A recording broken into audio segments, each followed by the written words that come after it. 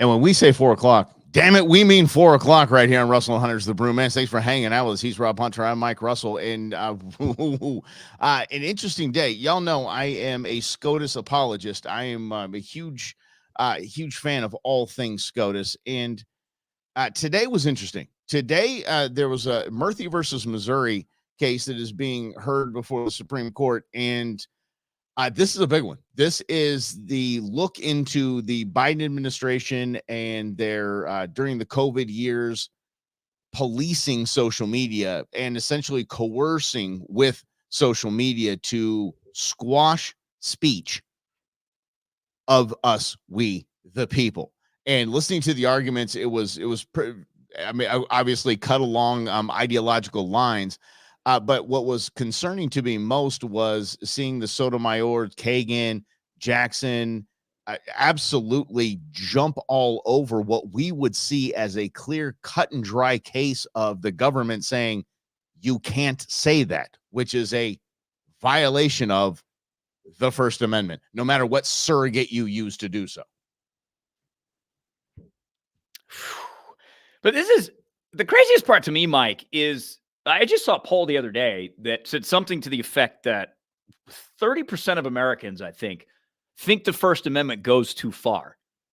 So we talked a lot about this on Russell and Hunter, is the ideological struggle that we're having in this country, where most of us still think America is a great country and we appreciate the Bill of Rights and what they stand for and the freedoms that we are born with, of one of which the most important is your ability to speak your mind, no matter what you say, because it's just words. But 30% of Americans think now it's gone too far. So this ideological battle, Mike, that I bring up really comes down to a different set of ideals that have been taught to younger people, and probably some older people too, that it's okay if they're fragile and can't hear what other people have to say. If it hurts them, we can ban it. Now, where this is going, though, the bigger issue is when the government gets involved in something as massive of a pandemic and tries to control the narrative so completely that they negate your ability to speak against the quote-unquote narrative that the government is offering. That's where this really gets dangerous and really un-American. But, Mike, that's that part that I'm concerned about, is the fact that 30% of Americans now support something that is un-American. Right. So wait, look at the 30%. So it would be interesting to dig in a little further. And I don't know if you did this, actually flesh it out. What is meant by the First Amendment going too far? What they said. Yeah, they just said that you shouldn't have a full ability to say whatever is that you want. And this wasn't in the context of fire in a crowded theater either. It was well beyond that. Not quite to the fact that you shouldn't be allowed to hurt someone else's feelings, which you can't control, but the fact that they don't think you, Mike Russell, should have the ability to fully speak freely if you're a meanie. Well, and that's where it comes down to. So yeah, it's basically a wussification of the generation that was brought up that to everything that is said hurts your feelings. Everything you don't agree with, it's okay that it hurts your feelings. And you know something, the First Amendment should be able to protect that. My ability to insult Rob, my ability to hurt Rob's feelings, because again, he's my little brother I never wanted. Yes, of course I do. So it was meant to protect unpolite speech. It wasn't. We didn't need a constitutional amendment to say, "Hey, the government's great. Hey, the government's awesome." We didn't need protection from that. We needed protection to say, "Hey, listen, bozos. What you're doing, we can see it. We can clearly call it out. And you have the constitutional right, you have the constitutional ability to basically talk crap about your government and say that they're getting it wrong," which in almost every case that we found during the pandemic, they got it wrong.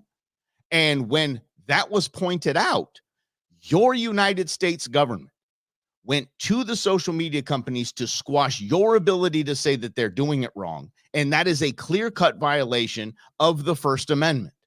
To have justices currently asking questions that lead the conversation into, it's a good idea, this freedom of speech, but really, somebody could get hurt, is absolutely staggering to me. And it was cringy, way cringy.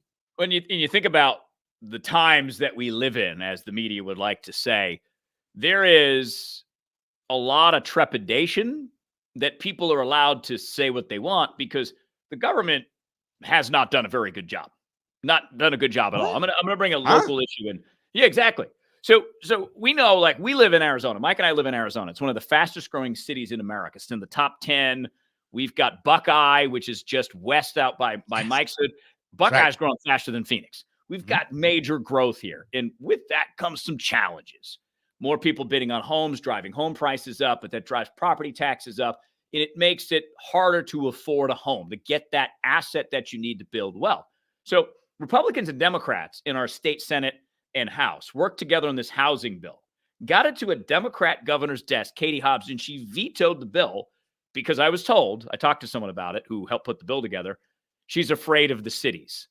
So this is another example that most Americans agree the government stinks, Yeah. but they're trying to limit our ability to say the government stinks so that during a pandemic and with Trump running for re-election, no.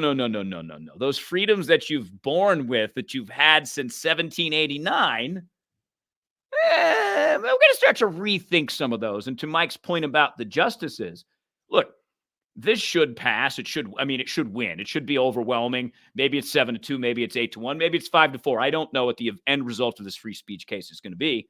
But that movement that now includes at least one of the justices to question the validity of the First Amendment is the bigger deal here, because this, like the dominoes, right? Once one domino falls, how many more fall? But what about terrorism? What about terrorist speak? What about racist speak online? Yeah, you know what? Terrorist speak, racist speak is actually protected in the First Amendment of the United States of America. What we have done is pass laws that make it illegal for you to openly threaten someone's life, or at least if that isn't the crime, it might lead to an exposure to a crime. But that's not what's at play here. What is at play here is a cut and dry case of the actual government, literal government, not proxies, the government coercing a social media platform to say this person, this we the people, can't say this, and you need to take this down. That is what the First Amendment is, that the government cannot do that, period. Let there be consequences for your actions. You're not free from, you're free to speak, but you're not free from the consequences of your speech. If you make a threat like Keith Olbermann made a threat online calling for Trump's assassination. Now he's going to be investigated. What's that D-list comedian, red hair? She had the whole. Oh no, no, man, that guy's killing it in Vegas, man. Carrot Top's crushing. he might be B plus level. Kathy Griffin. Kathy Griffin, yeah, That's it. Yes, and she got a visit from the feds for holding the picture, the bloody head up. I mean, it's something you don't do. So you don't have freedom from consequences of your speech, but you cannot have the government tell you can't speak against them. That's the reason it's there. And Lynn brings up a fantastic point. Why not get rid of them all? I wouldn't even go that far. I would just ask those telling me we need to get rid of the Second Amendment, right? We need to get rid of the First Amendment. We need to rethink this. Okay, which other of the group would we like to revisit? Which one do you want to get rid of? Let's say you get rid of that. We'll get to pick it. Which other one do you want to get rid of? No, Fourth just is already gone. Just the one that's bothering you today, and that the bozo media told you need to be bothered by it today. Well, pardon me. I think there's also a protective measure about this, that people like Anthony Fauci, who was the main spokesman during the pandemic, they don't want to be criticized. They don't want to be called wrong. They just want an easy path to be assumed to be right.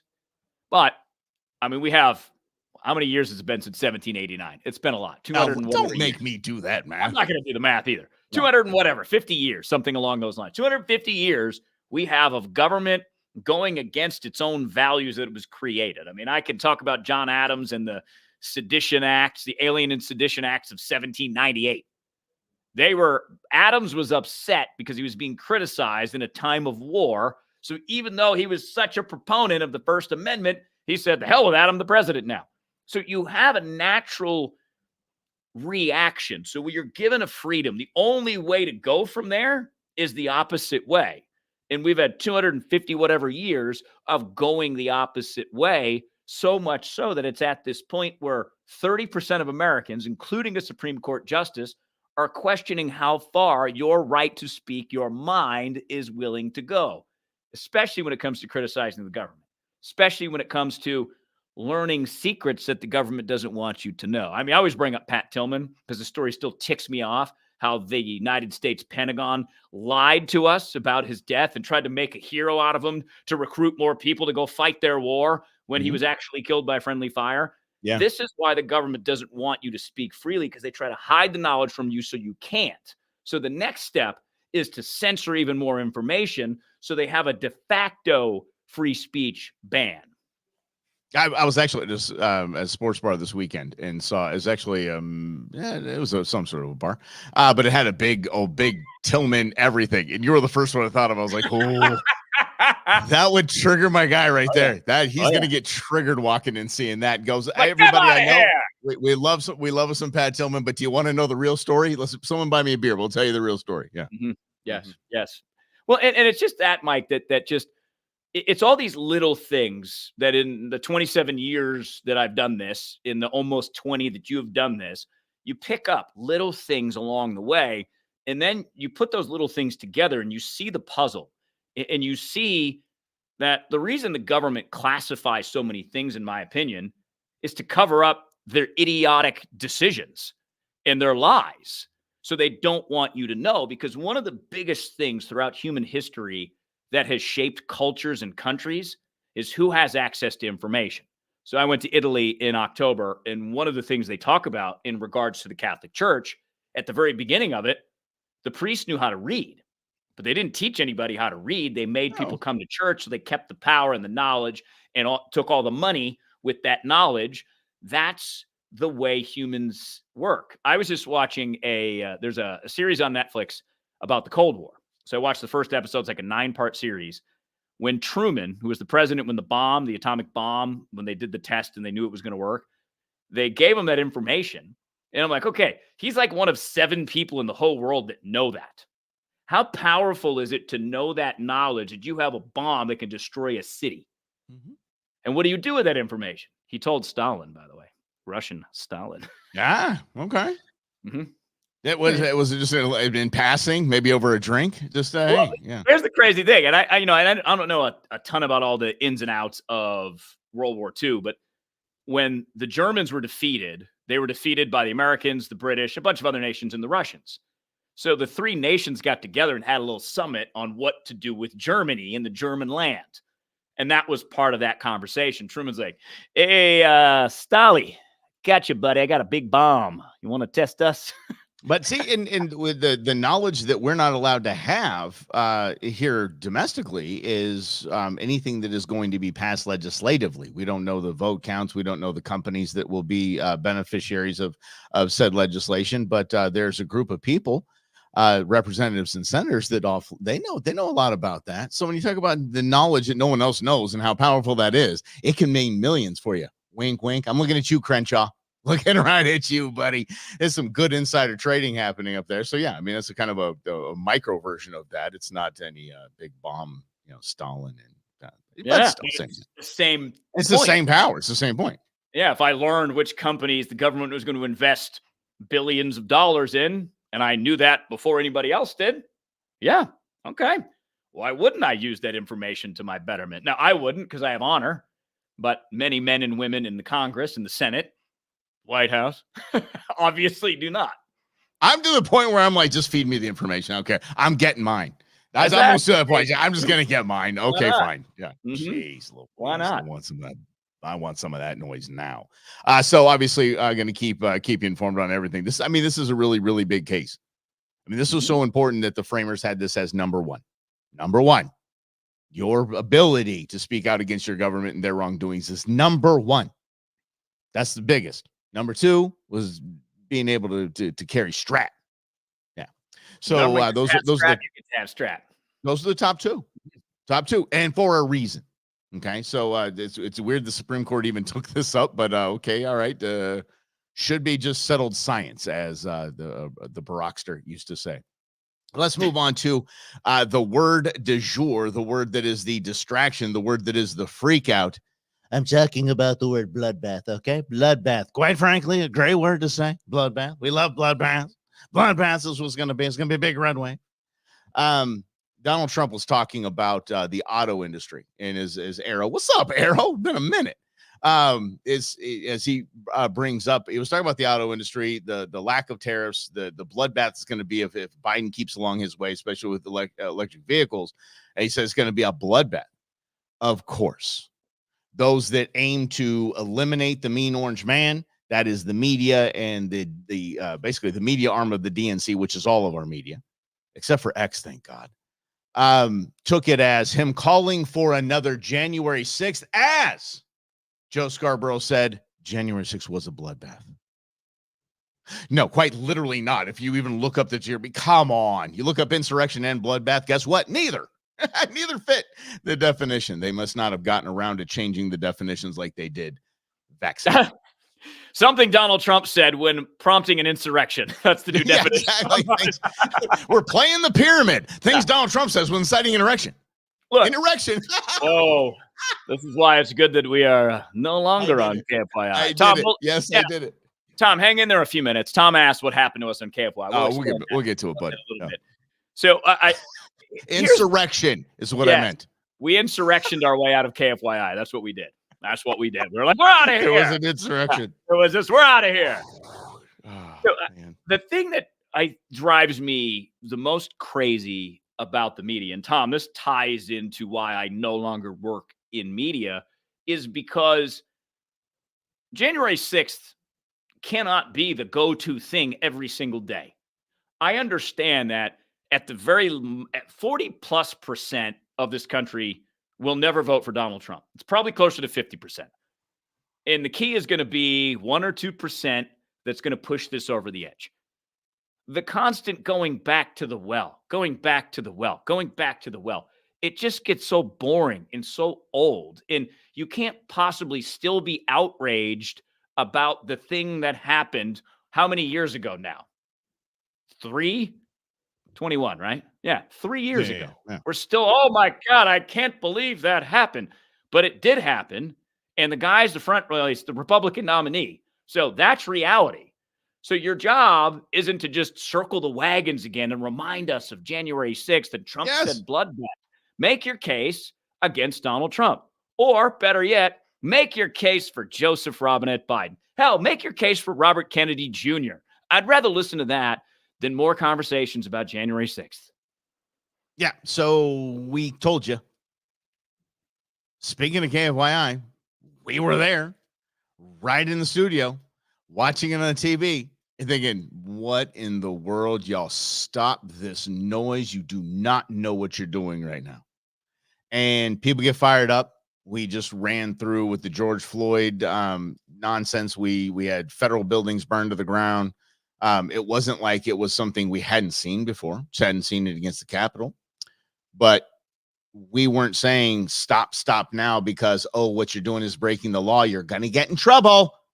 We didn't say that. Said very clearly this is exactly what's going to happen.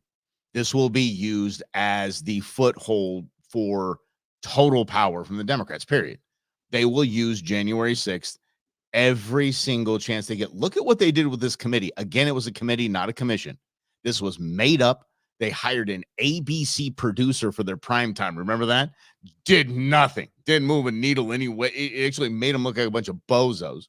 Now, as we keep coming along, the House keeps uncovering all of this, and the Freedom of Information Act with Judicial Watch keeps uncovering all this evidence that was just, I know that, Trump wanted National Guard troops to guard the Capitol that day, but everyone said no. Trump requested it. That's in an email. That was hidden.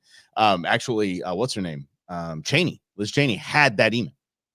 So it just, does that stop the media to look back and go, dang. Yeah, maybe we should just walk away from this. No. Their marching orders is to use it all the way up until this next election. You will not hear about this in 2025. You will not hear about January 6th in 2025, period. Robin, I told you it would be used to this election. And I think what is so important about what has changed in our country is it's not that the media lies to you.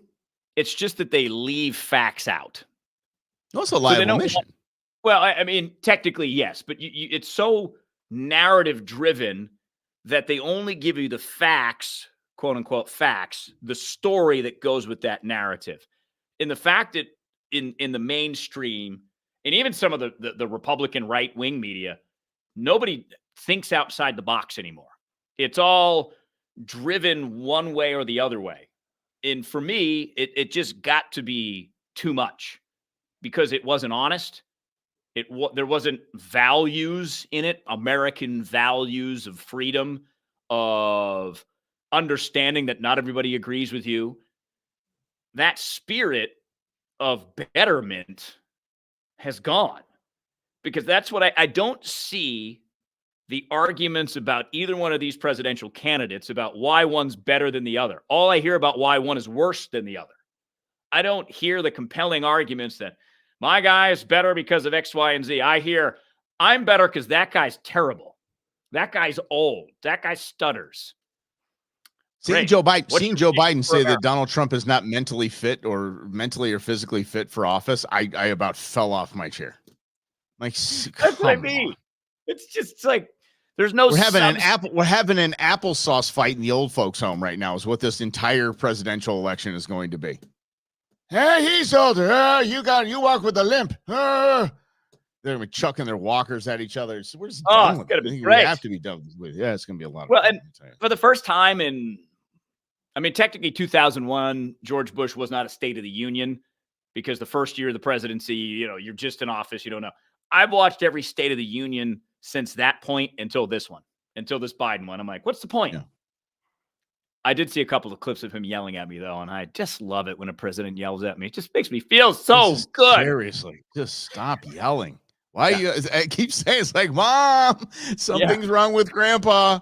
He You're just not keeps a yelling. motivational speaker, Biden. You're not Obama. Obama could But do that. the funny thing is, and it wasn't funny. I mean, we had a horrible order. I think W's two biggest crimes were the Patriot Act and not being good on camera. He just wasn't. He wasn't Fool good me off the once. cuff. Can't get fooled again. What? The best moment of his entire presidency was when the dude chucked a shoe at him. That was the best moment of the W presidency right there. We popped up with a big smile on his face. Like, who throws a shoe? Straight out of Austin Powers. And so, but then we had Clinton was fantastic order. I mean, Bill Clinton could speak, and Bill Clinton, I think his best attribute was, and Lewinsky might disagree with this, but I think his best attribute was that he was patient and slow in his cadence when being asked questions. He would think about his answer first. And he was thoughtful. He's more calculating than he was thoughtful. But then we had W, and then we had Obama. It's like these orders in the middle was this, hey, everybody look, watch this shot. Kind of thing, So, and then now we get Trump, and then we get Joe Biden, and just a bunch of yelling. This is the best we have, guys. Huh? Mm-hmm. This is what we get to choose every 4 years. We get to choose the best of these. But it requires work. And I think Rhonda brings up something very important here. She says this in the comments, and please, if you're watching, just comment. You got something to say about what we're talking about? Do it. You want us to talk about something either now, it relates, or maybe down the line? We'd love to see it in the chat. We follow both on Facebook and YouTube as we stream on both. So Rhonda's point is, yes, the media leaves out the facts. And if you listen over and over again, you just might believe it, but not her. But Rhonda, that's a great point because, Mike, you've heard me say this many times. Language is contagious. The language that you listen to most often sticks in your head, and it starts to impact the way that you think, the way that you see the world. So if you only listen to that, you have a very narrow point of view that is skewed a certain way that isn't indicative of reality. And my impression from being in the media for almost 27 years is that most members of the media have an incredibly narrow point of view of the world because they never actually go out into the world and talk to real people in the real world to find out what real people are thinking. Good news is you're here with us, and Mike and I do that all the time. Mike goes to bars and sees Pat Tillman things, and he has great conversation with people in there. I do the same thing. No, I just thought that would trigger Rob. Yeah, That's all I definitely. thought. I was like, this is going to be a rough one. Yeah. Yes, But Arrow's look, right. Neuro-linguistic programming is exactly what it is. it completely is. The I mean, brain people think, Sponges. remember, all you had to do was put one word in front of January 6th. Deadly. It wasn't by even definition, it's not insurrection. January 6th, you just put deadly in front of it, which it was not. No one died.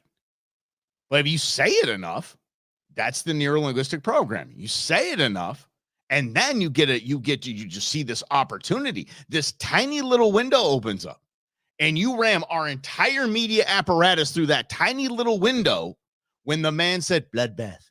That's it. That's it. He's calling for a bloodbath again. Remember, it was a deadly insurrection. You made it up. And you keep saying the words over and over and over and over and over again until the masses believe it. It's exactly what we're talking about. Well, I will say to President Trump, if he were to listen, be very careful about the words you choose, though, because you are trying to win this election. So if you know the media is going to cover you a certain way, beat them at their own game. Beat them. Because it's only going to take 1 or 2% of the voting public to win this election. That's the 1 or 2% you have to understand. I am sure that most people right now pretty sure how they're going to vote come November. You're going to pick Trump, Biden, or Kennedy. Maybe you're going to vote for Cornel West or Jill Stein, but you know who you're going to vote for. There's a very small percentage of people who still are on the fence or might go this way or that way. All communication should be geared towards those people, in my opinion. So for me, if I was running for president, I would avoid controversy like that. I would spell out my vision while slamming Joe Biden as a terrible, horrible non-president. But that's just me, because I think one of the problems and challenges that I've had with Trump is the continuing to talk. We talk about January 6th. Stop talking about the damn elections. 2020, 22. Stop it. It's time to move on, because there is zero proof elections were stolen. Zero. None.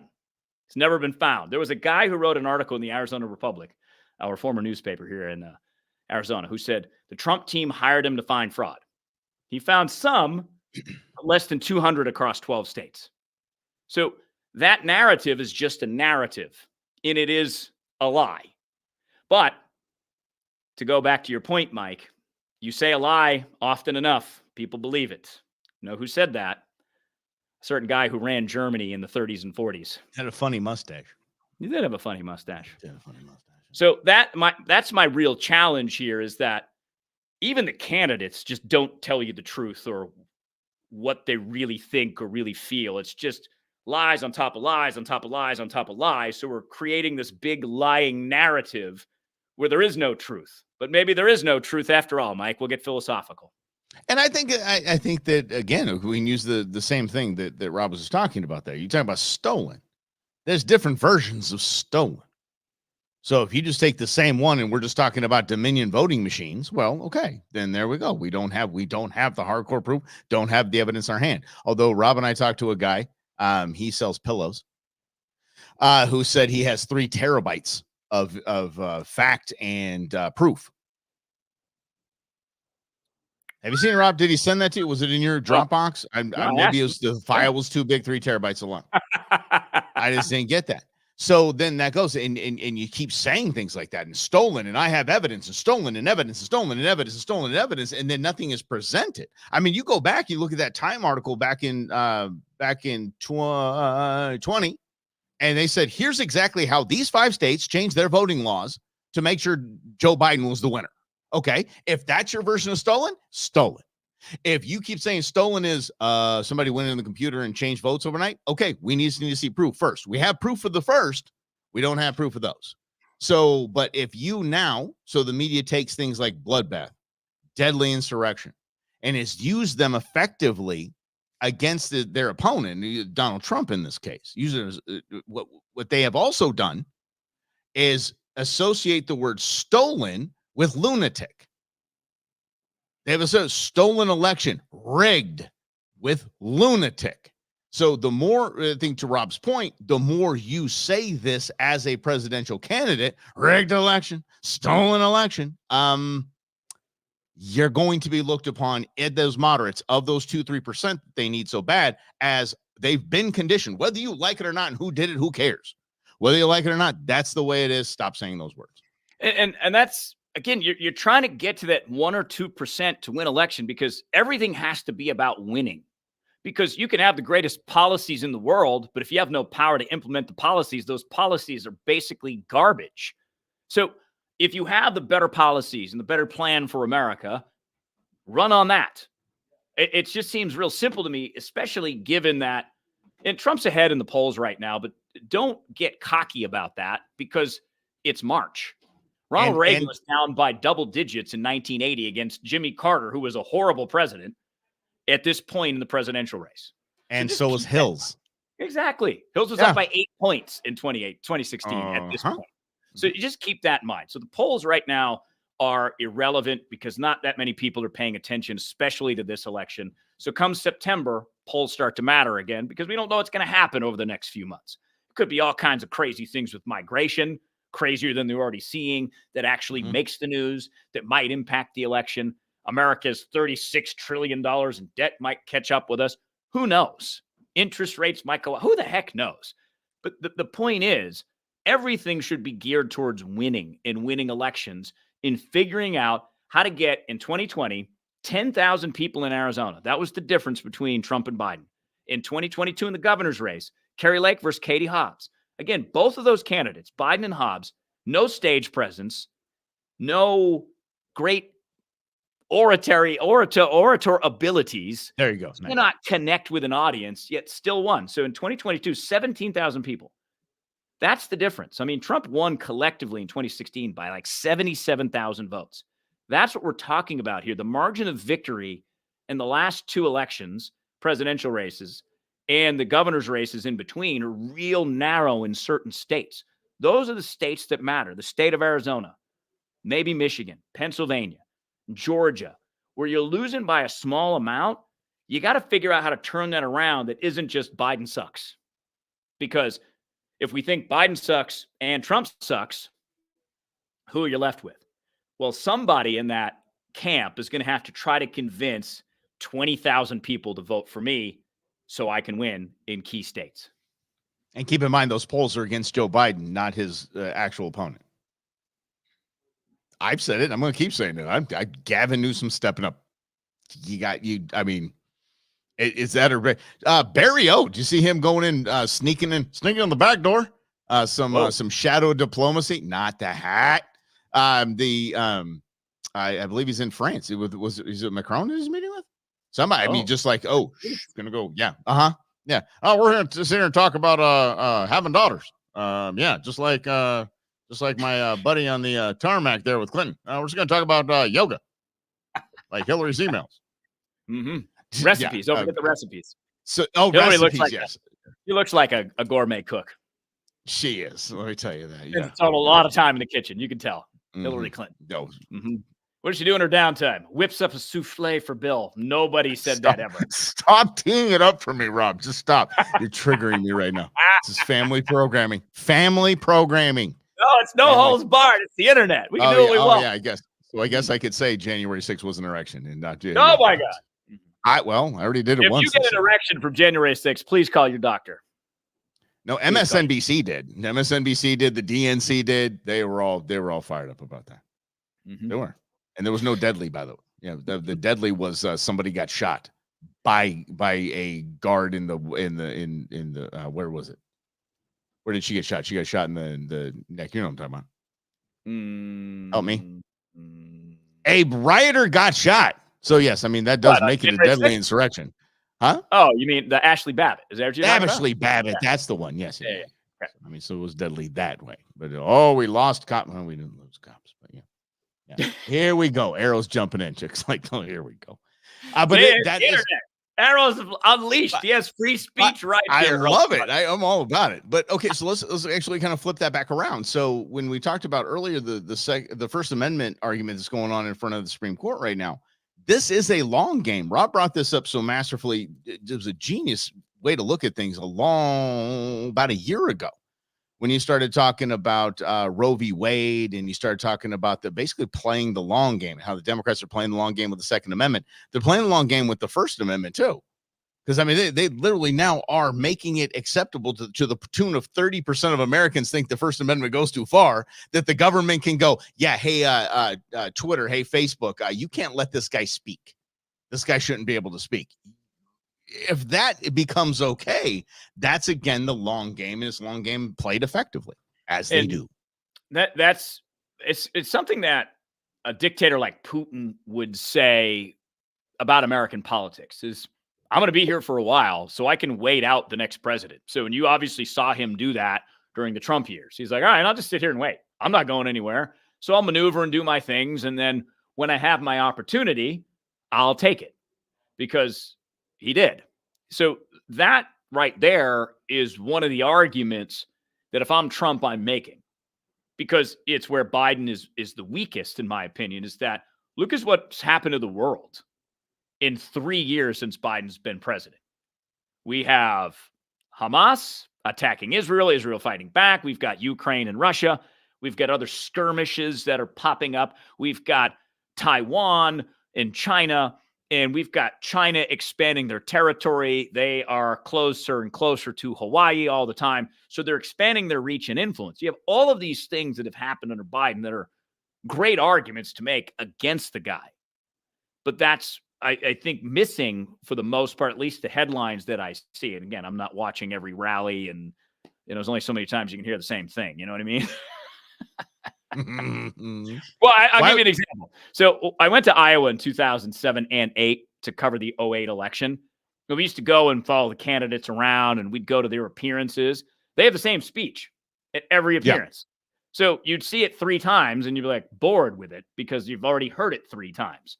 It's the same thing with watching rallies. A lot of it is just the same messaging over and over again. Republicans, Democrats alike. Well, so I'll say the last 3 State of the Union addresses. We'll just change a few words. It's like essentially the speechwriters for Biden are just their Chat GPT at this point, because the kids using Chat GPT, and then we're just going to change a few of these words and sentences up right now because somebody's going to know it's Chat GPT. They might know it's last year's speech, but no. They'll never catch on if we just change some of the wording. But the same message. But the same message in all the key tenets. So it sounds the same because the key tenets are the same in that playing the long game. In the tactic of playing this long game, like we're just going years and years and years. It's no big deal. And like Rob, I think mentioned about long game of Russia waiting to see when we can get into Biden instead of Trump. Taliban, all these guys, they're like, we know this. Hamas, they're like, we've been doing this for hundreds of years. You guys think we have to get it done before an election? We're good. We're gonna wait. We're gonna sit here and fight. We lose a few thousand people. Who care? We don't care. We'll make more. They know how to play that long game. Well, and you think about this again, how society and how people work. We're very emotional. We are not thinking creatures who feel. We're feeling creatures that think. Our feelings and our emotions drive a lot of our behavior. So when you have something like news, who loves to be outrageous because it gives you an emotional reaction, it forces you to spend time on that thing, the news. Meanwhile, there's people in the background who are not distracted by day-to-day outrages because they're working behind the scenes to get rid of the Second Amendment by using states like Illinois with a Democrat legislature to pass an assault rifle ban. But that's what they do. So they have a whole state to do it simply to challenge it in the courts to try to whittle it away. Mike brought up Roe versus Wade. The conservative movement started to get rid of Roe versus Wade in the 80s, early 80s. And it took them 40 years to do it, but it was designed the same way. You find Republican legislatures in Republican red states, and you pass very limiting abortion bans or an outright abortion ban. And you remember states like Alabama, Mississippi, they would try to whittle it down from viability is the big word in Roe versus Wade. And I think that's about 26-ish weeks, 24 weeks, 22 weeks, somewhere in there. So they wanted to lower the choice to say 5 weeks, 6 weeks, 15 weeks. That seems to be the going rate that we're talking about. But those were designed to be challenged to other courts and to see if those decisions would stick. All the while, Republican presidents who have opportunities to appoint Supreme Court justices do that in hopes that Roe versus Wade gets another shot at the big court, the nation's high court, which it did. Democrats are doing that same playbook for your guns. So they're starting in Illinois. They want to challenge it. They know they're going to lose eventually, but it's not tomorrow they're trying to win the game for. It's 2044 where they're trying to erode your ability to own a rifle. That's how this game works when you're not distracted by day-to-day fights. Well, the funny thing is, in comparison of those two, Roe and the Second Amendment, I mean, the Second Amendment this is a little more challenging, because remember when the Supreme sent Roe back to the states, that it was exposed.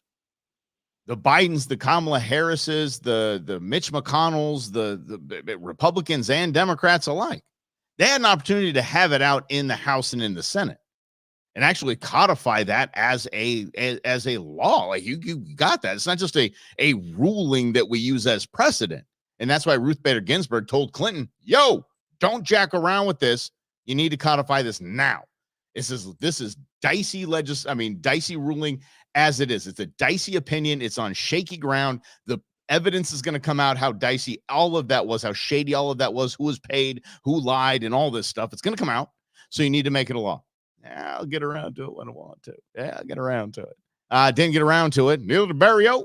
No one got around to it, and they were exposed when the Supreme Court said, yeah, it is kind of shady. It is dicey. So we're going to go ahead and send it back to the states where it belongs. So, yeah, it's the politicians' fault that did not get done. So now they have the ability to be like, oh, it's those ultra MAGA Republicans that want to, take away your rights and all this health care. And please, I'm praying we all see through this noise. I hope so. I'm going to bring up AOC for a moment, not directly related to Roe versus Wade or abortion. But if you noticed when AOC first got to Congress, she was in front of the camera all the time, from the microphone all the time. She had hot girl privilege. New good-looking woman comes to Congress. She's like 30 years old. She's progressive. She's fiery. So she gravitates towards all of this. And what she does is drive a lot of daily outrage through the news. To her, AOC, this helps because she's able to raise money. So what they do is they manipulate you with outrage so that you'll donate money to their campaigns. But now that I think AOC's in her third term, or she's running for a third term, I can't remember. She's not on camera as much. The shine has worn off that because there's other crazier members of Congress than her. But what AOC is doing is she understands as she gets into her 30s, life is not lived in the day-to-day outrages. The changes to policies are not made in the day-to-day outrages. They're made behind the scenes. You lobby, you build your coalition, and you do that in private so that you get rewarded in public. So what I get out of all of this is it's really up to you to notice what you're ticked off about and why you're ticked off about it and what to do about being ticked off about it. For me, it just got to the point where it just wasn't worth being ticked off about every single issue that I cannot control in America, because all I do is vote. Now, if I want to do more than that, we do the show. We hope that you share this because we want to have a bigger, broader conversation about where this country needs to go than we are right now. And do it in a way that understands, for me, we have two parties in this country. Both of them want control of your money and how to spend it. The money they take from you, that's it. So when you have two entities competing, they're going to lie, cheat, and steal because there's only two. And when winning is the only thing that matters, which it is, because that's how you implement the policies, but more importantly, that's how you spend American taxpayer money. When winning is that thing, of course, there's going to be all these shady things that happen. But the only way to change that is the same strategy, to have a long game strategy, to either get involved, do something about it, spread the word, have different conversations, open up people's minds that there are other options. I mean, we're America. America has done so many different, great, fascinating things. Why? Because the American people are free to invent things, to do things, to try new things. Once that gets sapped out of us, we lose our entire identity as a country. And that, to me, Mike, to go back to your initial point, if you didn't catch it, Mike brought up at the very beginning the Supreme Court case about the First Amendment and how Judge Jackson, if you're nasty, Yeah. basically questioned why we need the First Amendment, or maybe it's time for a change. But almost 30% of Americans think the same thing. The First Amendment has gone too far. So here's what's happened. Liberals, Marxists, communists, whatever you want to call them, they have played the long game, because what we noticed during the pandemic when school became online, parents got to see what kids are being taught. It's the exact opposite of what we were taught about America in its greatness, in its people, in its inventions, in its innovation and forward thinking. But we've become so forward thinking and innovative. We're in this very comfortable spot where most of us have a nice living. We don't have to challenge ourselves, so we don't. And what happens when you get in that comfort zone is one day you wake up and it's really uncomfortable and you got to make some really difficult decisions. But if we make decisions now, those decisions in 5 years, 10 years are a lot easier, because we're going to make these decisions one way or the other. So I would rather start now playing this long game, restoring America's values and greatness, and saying, no, we haven't always been perfect, but we're still the best in the world, because the reason you have electricity is because of guys like Edison and Tesla, both here in America, inventing the light bulb and the electrical distribution system. That's what makes us great, is our ability to advance the entire world to make it easier to be a human being. And what makes it easier, and probably the simplest form, is really ask yourself, does the term bloodbath scare you? Does the word bloodbath, does it frighten you? Show me on this doll where it hurts. Like, stop getting so worked up that one person out of 330 plus million uses one word, and that's going to change our entire democracy, because our framers were apparently too stupid to write a document that would survive the word bloodbath, would survive a mean man that says mean things in a social forum. Please, just silly. Just stop getting worked up about one thing or the other. Well, especially because it is just a word. Yeah, it is. I feel like I'm back on dial-up. Again, Mike? I feel like I'm back on dial-up. I got this mad delay going on right now. It's either that or this is a kung fu film, and I'm saying something now, my mouth is doing something else. Oh, yeah. Oh, Rob, you think you'll about to fight in all the land? Oh, fight me. Ha ha. You have to say ha ha at the end. It's like all that Japan anime. Ha ha. That's all it is. Oh, it's just a bunch of weird sounds and laughing. That's all anime is. But it works. It's fantastic. It works great. So I think we're in this position that I find to be an opportunity, because I always look for opportunities, because life is just life, right? Life just happens. So how do you make this into an opportunity? And I think for all of us as individuals, the opportunity is to invite more people into these kinds of conversations, because the media is what the media is. Like, if you know a radio station that's your favorite, maybe it was our radio station, you're going to turn on that radio station. You know what you're going to listen to. You know what you're going to hear. And they exist to really affirm your beliefs, as Mike is back, hopefully with his delay. Oh, still delayed. This is like Colin said, it's like a Godzilla movie. Yeah. Mm-hmm. Well, I mean, and usually it's me that's delayed, because usually it's my internet that stinks. So today I actually have good internet, and Mike. Yeah, there you go. Mike is struggling. Yeah, not so much. Not just okay. Damn okay. shame. It's a little bit of a lag. It's all right. Yeah. So look at Rhonda's statement here. Worked in public education and worked in a few history classes. They spent more time on social issues and celebrities than on actual history.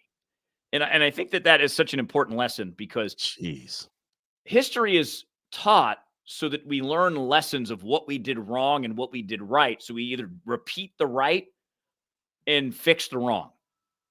Because we use history as a weapon in this country, as if there's something we can do about what had already happened. You know, the 1619 Project. Look, I get it. Slavery was awful. It's abhorrent. But you know what? In 1619, it was normal. Doesn't make it right. Doesn't make it wrong. It made it real. So now, here we are. So 1619, has it influenced policies and created wealth gaps? Of course it has. What are we going to do about it, other than complain about stuff we can't do anything about? Because the whole point in learning about it is to say, oh, that's really interesting. Let's apply that lesson and move it forward. But it takes too much work. I don't know. Seriously, this is totally throwing me off with this delay thing. But the audio is right? The audio seems good. Robbie, help me. Yeah, the audio sounds. Okay, good. Oh, Then, yeah, then I he's, won't worry about it. Now I'm not going to freak out about it. Let's get to speaking of the education system, and this is a nice segue.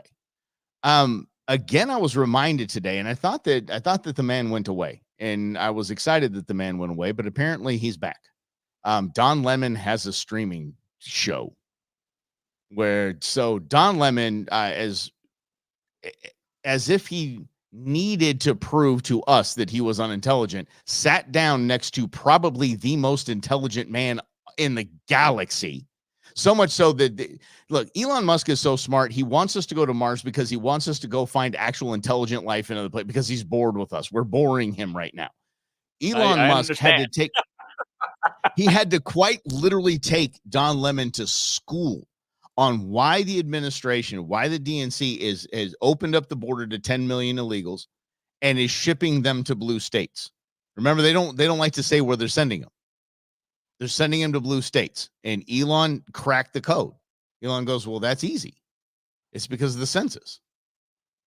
He said, you see, you have these states loaded up with, he said, they can pick up, Democrats can pick up 20 more seats in the House. 20. It doesn't impact the Senate, but it impacts what? Electoral votes as well.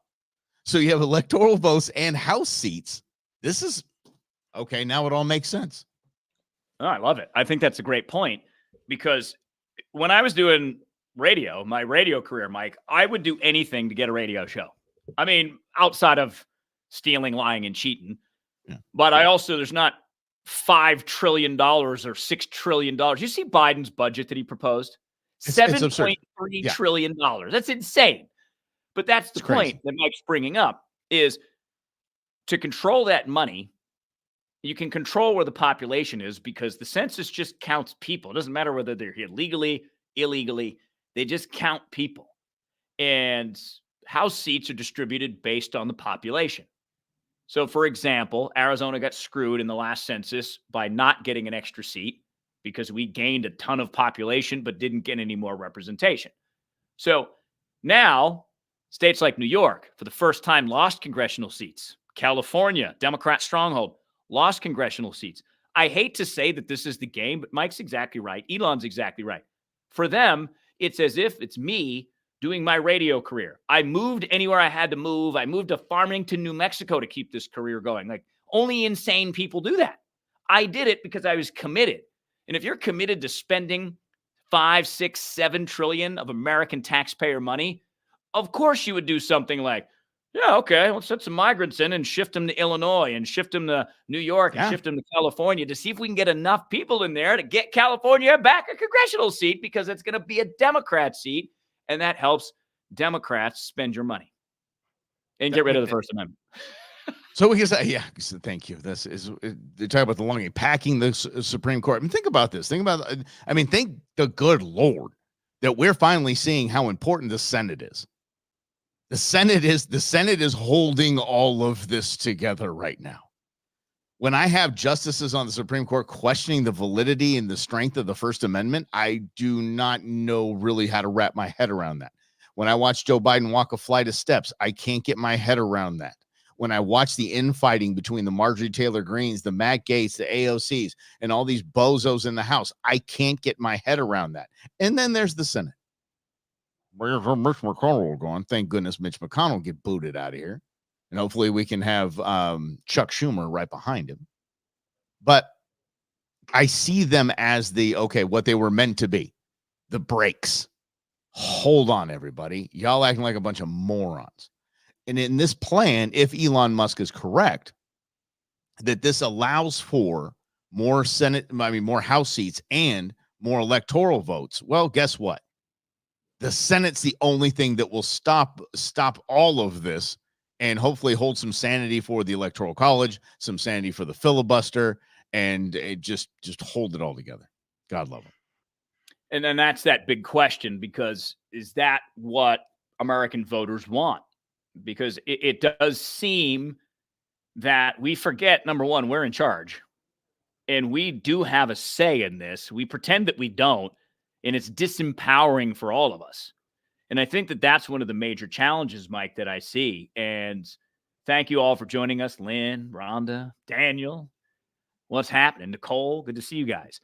So, And Arrow, in by the way, there's a understanding, lot of reasons. There's a lot of reasons why Dave Pratt is not in radio and TV. It's not that it's tough. I'm just going to go ahead and leave it at that. I'll leave it at that. Sorry, Rob. Go ahead, bud.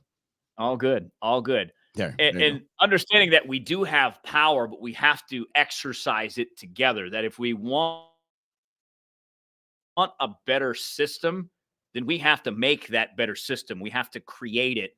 And that's going to start at the ground level. So for me, I'm not really worried so much about 2024 because my life's going to be my life. What I'm thinking about is 2028, 2032, 2036, because I'm 45. My history in this country has been great. I got to pursue the career that I wanted to. I got to work with my big brother, Mike Russell, still get to work with my big brother, Mike Russell, get to hang out with you guys. But for me, that bigger issue is always about what is next for Mike's kids, for your kids, your grandkids, because my coming up in America is already done. I'm on the tail end, I guess. Half my life is over if I'm lucky. But for those kids that are now 12, 15, 18, what does America offer them starting now over the next 20 years? It seems that it's going to be way more difficult for them to live their version of the American dream than it was me. I was having this conversation last week and over a couple of drinks, and it's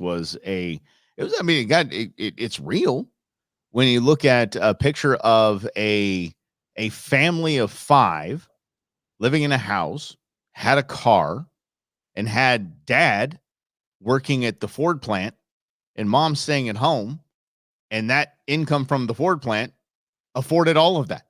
The house, the car, the kids, everything was good.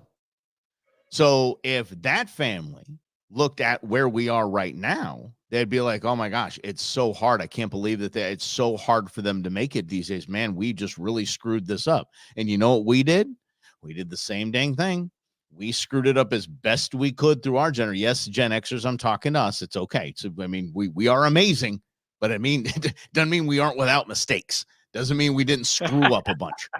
So we screwed a lot of things up for our kids, and it is going to be tough for them. It is going to be, should we say it's harder for them, it's tougher for them, or that it's just going to be a lot different than it was? Because I love my life, even the setbacks that we have, and we'll talk about the KFY thing here in a minute.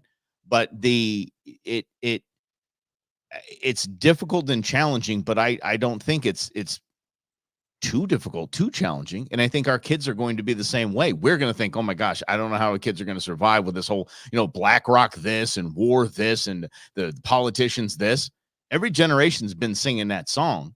And that's why you will never hear me speak out against the exceptionalism or deny the exceptionalism of we the people in this great country.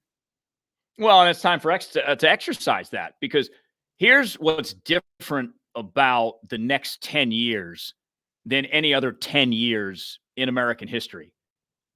Social Security is on the brink of being cut majorly because there's not enough funding to fund all the retirees. So either you have to reduce benefits or take more money out of people. That money is going to come out of Mike's kids' pockets to pay that difference, and ours, but Mike and I will be on probably the tail end of our careers at that point. So we might have 10 or 12 years to pay into that system and try to get some back. But the kids are going to have their entire lives to do that. So for them, that means they have less economic spending because they have less available income to go buy stuff. When you have less available income to buy stuff, less goods get made. So it could lead to a restrictive economy where it is harder to find your own path. That's what I worry about. The financial challenges in the spending in this country are going to create a difficult environment unless we start acting now for the kids of the future, because Social Security is just one part of it. You've got Medicare and Medicaid spending, which are a massive part of the budget. It's over $1 trillion, both those programs. It's $2 trillion just in retirement benefits. The money's got to come from somewhere. You take it out of people's pockets. Then you got defense. That's what, $800 billion a year? So do you want to have a strong defense? Because the world kind of needs a strong American defense. America needs a strong American defense. That's 3 programs already checking in at close to $3 trillion. So where does that come from, especially as more people retire and as we get older as a country, we face these huge challenges. And another thing is, you can't even talk about America. You got to get healthier because look, it's so easy No. to be unhealthy. I know it's too much personal responsibility to be able to take on something like that because that's going to be part of it. I mean, we talked about death panels during Obamacare, and there's going to be people deciding if someone's too expensive to keep alive. I'm not saying that's 100% sure it's going to happen, but I'm not saying 100% sure it's not going to happen either, Mhm. because you look at other countries that spend a lot of taxpayer money on healthcare, England, Canada, and what those systems are, they're awful, which is why so many Canadians and England, UKers come here to get medical care. Now, I'll tell you this. There is in my outdoor world, there's a big kerfuffle going on at this moment. It has to do with the fairness of auction tags. And auction tags are for the 10 big the big game species here in Arizona, and the commissioners give these tags so they can be raised. Money can be raised for on the ground conservation efforts. Well, the commission has deemed that is not fair because only rich people are buying them. And I'm going to talk about to the tune of like $200,000 to $700,000. What percentage of so they're the not wrong, budget? by the way. Yeah, but what percentage of your fundraising comes from those things? A huge, gigantic portion. A huge. But this is what it comes down to. Is fairness. Is it fair that Jimmy John, as an example, can come to Arizona as he did, buy an elk tag for $550,000? Is it fair that I can't? Well, what we just went through with Social Security, what we just talked about with healthcare, Medicare, Medicaid, Obamacare, death panels, all that, is any of that fair? No. That life ain't fair. And even in the under the guise of fairness, like Obamacare was, everybody should have healthcare. This should be a human right. Having healthcare, everybody should have it. Who had to pay for that? We, the people, had to pay for that. That wasn't fair. Not by any stretch of the imagination was that fair. There's nothing fair. Even if you say, so I'm going to legislate my way into fairness. I'm going to change rules to make things fair. Nothing is fair in life. And the sooner we realize that, I think the sooner we can look at things that we assume are fair, like healthcare, it ain't. And we can see that in every part of our society here in the Estados Unidos. Nothing's fair. By the way, no, and it's so true. I had the commissioner on the Go Show. So if you go to Go Show with Mike Russell either on Facebook or YouTube, you can catch what the director said about why. I actually watched that interview. It was super intriguing why an organization would make a decision to eliminate most of their charitable funding because of fairness. I mean, I just found that to be, especially in the outdoor world, which typically preaches more of a personal responsibility. Let's conserve animals. Let's make sure we do this the right way. To have that, we need funding. That it's just, to me, it's just a bizarre decision because I don't really seem like there's an outcry in the real world about, well, I didn't get to go hunt that bighorn sheep in Arizona because I couldn't compete with Jimmy John. Is that actually a complaint? Are people complaining about that in real Apparently. sense? I guess. Apparently someone is. People. Yeah. Yeah, we got to get rid of those houses on Camelback Mountain, because I'm telling you, it ain't fair. I don't have one. Not fair. It's just not fair. I mean, I saw that Lamborghini SUV, which I think is fantastic. I don't even know why I like it. I have no idea, but I love the damn thing. Is that fair that I don't have one of those? I should get rid of them or make them $100. Or something. It's not fair that I can't go to Super Bowl. A good friend of mine brought this up. Thanks, Pete. If not fair, I can't go to Super Bowl, so we should make all the tickets $100. Yeah. Why shouldn't all? Yeah, no, because it's a business and there's an economy behind it, and there's money that's needed. Yeah. Mm-hmm. Well, especially if the idea is to really protect how many species in Arizona are in the outdoor? Over 820 species. And the game and fish and those departments, their job is there's only 60. Right? Yeah, there's only 60 that are game species. So the whole idea is that we need as much money as possible to do that. What are the possible ways we can raise this money? Okay, here's the trade-off. Jimmy John gets to come on a hunt with a guide and go take his animal. Okay, that's a good trade. How much did you give us? $500,000? All right, cool. Have your bighorn sheep. Good for you. you could have a scholarship process where you find 2 extra tags and you give 2 extra tags away for a scholarship There you that go. people can There apply. you go. Mhm. Put me Yep. on the Game and Fish board, Mikey. Let's do this.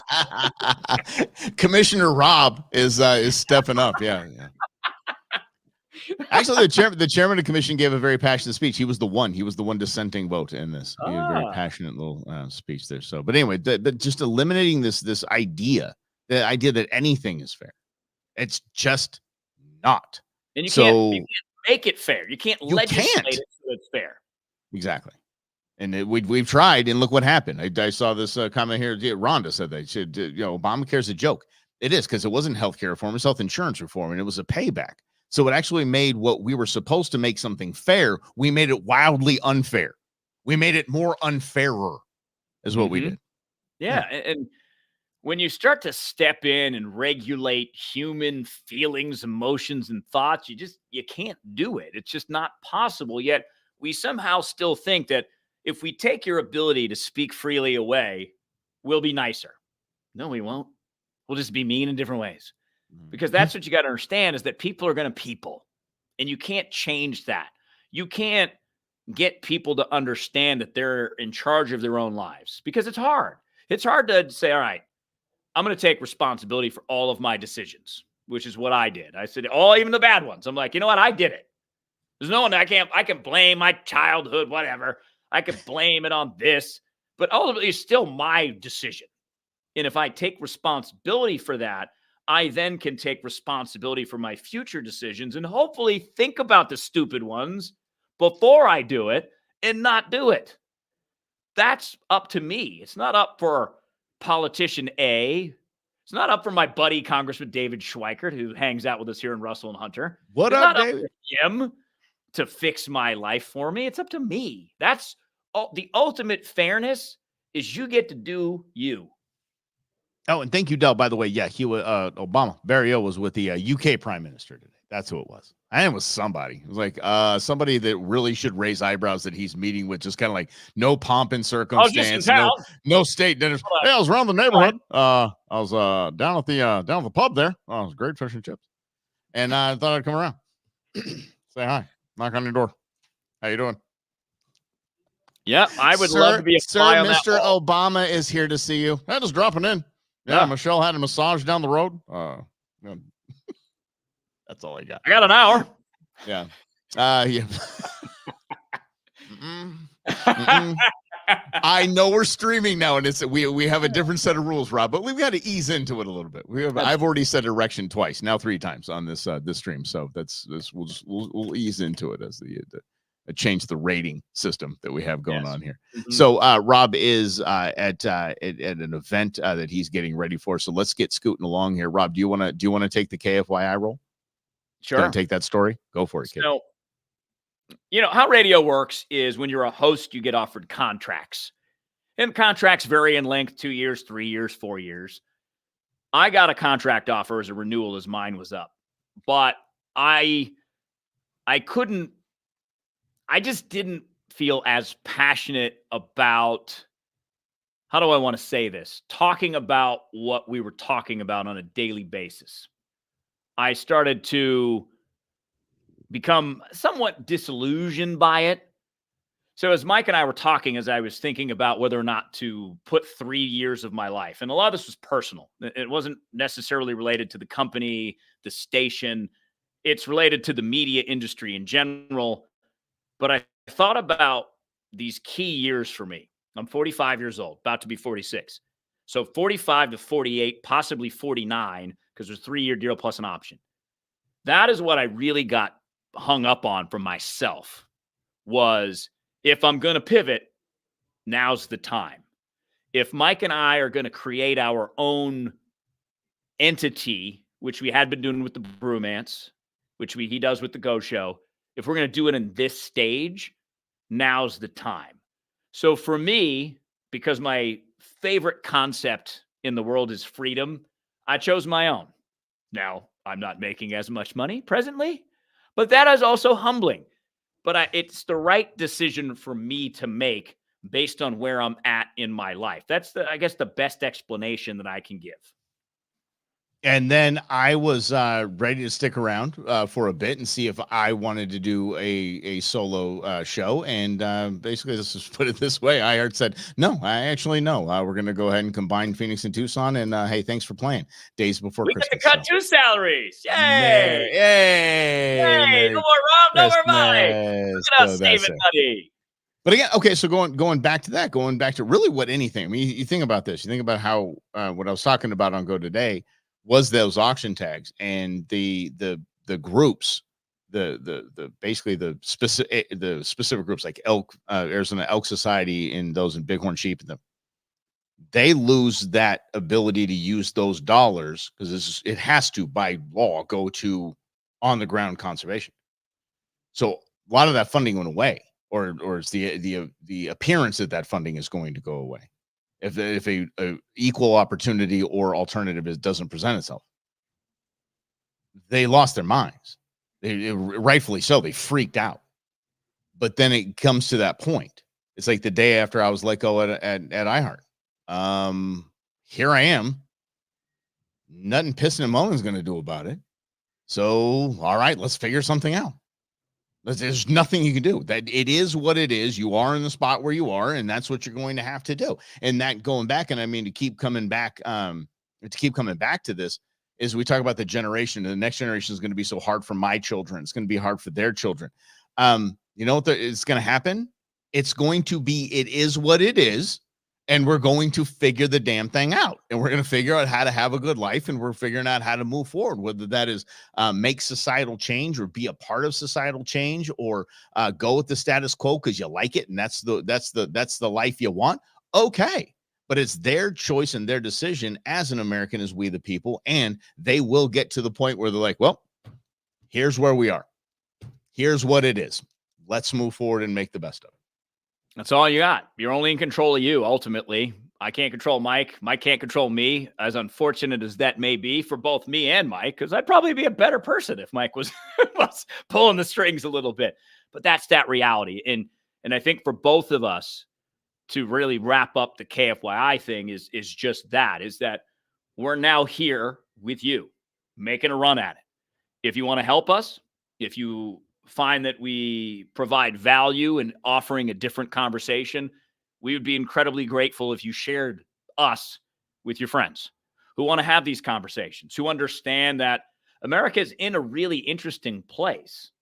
And if we continue to talk about it the same way, we're just going to be in the same place. But if we have a nice avenue to offer a different conversation that isn't partisan based, which most media is, we can start the process of thinking about America's future for our kids. And I think that that is one of our goals here at Russell and Hunter's The Brewmance, is to have you with us, to be able to comment, to be able to tell us what you're interested in learning more about, hearing more about, because I think collectively is how we'll change this country for the better and get better policies in place that actually benefit us. I'm actually trying to find the comment where it is saying that he hopes Rob Hunter is out of PTO. Yeah, that's the hard part. That's the hard part about it's a really hard part about having your own show and being your own bosses, because we don't give each other PTO. It just happens. Just say, can you cover the show? Can you not cover the show? Really is what it is. But yeah, let me tell you this. After 16 years of being Rob's friend and working with Rob, I understand that PTO is a very big deal to Rob. If Rob can take it, Rob going to take it. That's just is what it is. Yeah. So Rob isn't gonna change just because we're streaming. No. Well, and part of creating the life that you want sometimes requires you to travel. So before I had even decided to leave KFYI, I went to New York last week. We talked about it on Friday. That was already in the works. So that was, didn't matter whether or not I stayed at KFYI. So it just so happened I flew on a Friday and a Monday. And then Mike and I were like, let's do Fridays and Mondays. And I was like, cool. And I forgot at the time that I was like, oh yeah, I'm going to New York in March on a Friday and a Monday. So sometimes that'll happen. But the great ability is to be able to bring this broadcast equipment wherever I go, to be able to broadcast wherever I am, which was part of what I pitched to KFYI, and I didn't really love that idea. They weren't a big fan of that. And that was Daniel, by the way. We appreciate that, Daniel. Yeah, I appreciate that. Oh, man. I'm going to still take that as a compliment. Somebody says they miss you in Farmington. Who in the heck misses you in Farmington? Oh, is Daniel Mrs. In Are you? Is he in Farmington? Must be. They have internet there. They got internet. Okay. Oh, well, good. They got the Wi-Fi there at the Starbucks. Cable. They got internet. They got roads. Gosh. It's crazy. They got a brewery. Yeah. So Deanna asked, go ahead to share. Whatever you prefer, whatever your platform of choice is, Deanna, we would appreciate that because it's there depending on people's preferences. We're just trying to cast a wide net. Yeah, we're trying. But yeah, I mean, this open arms, big tent, so to speak. How about that? I'll cast a wide net. I'm good. Mm-hmm. So, yeah, we got to try. We got to test this. We got to test the waters on Rumble as well. We got to try that. Oh yeah, next up. I didn't even know that was the thing. Did you know that was the thing? I went on it. And I was like, holy mackerel, gang's all here. Oh yeah, everybody's here, man. I did not know this. See, I found out about it. I think it ramped up during the pandemic because it became a place where people could have conversations that were going against the narrative that the media and the government wanted you to hear. Yeah, it's true. All right. And Arrow, man, good to see you again, buddy. Thanks for popping in. Appreciate it. Grizz always, man. It's been a hot minute, man. VJ, what's happening? No, man. All right, guys. All right. Well, Rob's got to get to an event, and I'm going to okay, can I just tell you something real quick? So for St. Patrick's Day, I'm not kidding. I had a cabbage steak. That's not a steak. No, it's cabbage. Mm-hmm. It's cabbage on a grill. It's grilled cabbage. Stop trying to call it a cabbage steak. Do you slice it like a steak? Yes. So, I mean, it's like you're kind of fooling yourself. Like, I think I'm eating. No, you doesn't even fool yourself. I put a little Slavo on that and some balsamic. It's fantastic. It was actually pretty good. I ain't calling it a steak, though. I'm not calling it a steak, but I'm trying all these new things, like eating things that aren't beef. Nice. And it doesn't help calling them things that are beef. It doesn't help at all. No. Like, don't say you're hunting, you're mushroom hunting. Don't tell me you're mushroom hunting. You're not hunting. You're veggie foraging. Burgers. No, it's not a burger. No. It's just a veggie patty. Veggie patty. Deanna, I'm telling you, Deanna, I would tell you that I agree because I always thought cabbage was nasty. I'm telling you, but I tried this grilled like this. It was pretty darn good. I put a little bit of Worcestershire on there just to make sure it's I was pretending it was a steak. But yeah. Mm-hmm. Yeah, but when you're dating somebody that likes to eat all the vegetables, I'm trying. Put to Slavo on everything. SlavoSalt.com. Oh, put in the coupon code BREW. We'll save you 10%. It's awesome. It's made in Phoenix, Arizona by our buddy Slavo. That's right. This seasoning is so good. 100% money back guarantee. Mm-hmm. They've only had to use it once, and the lady said because she didn't use garlic. He's like, quite literally, that's the main ingredient. But okay, here's your money back. Holy okay, Daniel's policing me right now, but they said Rob has to go. Okay, yes, you do, buddy. So gonna have a great event and speechify, buddy. Go out there, preach the word, do your thing. And don't forget, Mike's doing the Go Show 5 days a week. So make sure you go follow the Go Show with Mike Russell wherever you want to get your Go Show content. 11 a.m., baby. We're going to do it. Thank you so much for playing along with us. Robbie, go kick some butt. I can say it on this. Go kick some ass, pal. You're going to do great. All right? All right, guys. We'll see you at the nooner on Friday. Noon. We'll see you then right here in the Brewmance.